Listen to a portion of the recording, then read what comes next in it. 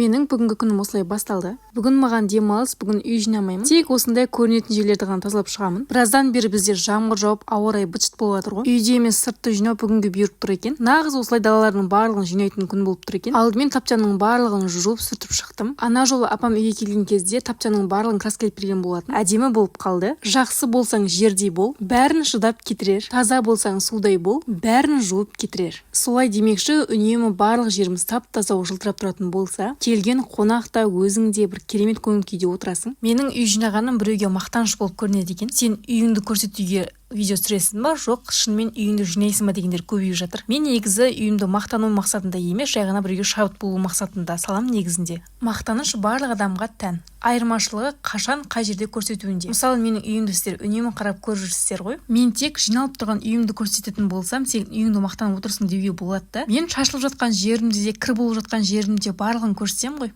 Сол үшін бұл мақтанышқа жатпайды. Міне солай қыздар, мені түсінбей жүрген қыздарға түсіндірдім деп ойлаймын. Мені қатты жақсы көріп, маған үнемі қолдау білдіретін қыздарды өте қатты жақсы көремін. Мына жер үнемі тамақ істейтін болғандықтан май болып кете береді. Осы жерді көп әктеймін, сол үшін осындай бірдеңе жапсырайын деп шештім. Әдемі болып қалған сияқты. Арасында осылай қарбыз жеп алдық, өте дәмді екен. Түскі асқа бізде осындай тағам, ал бізге ас болсын.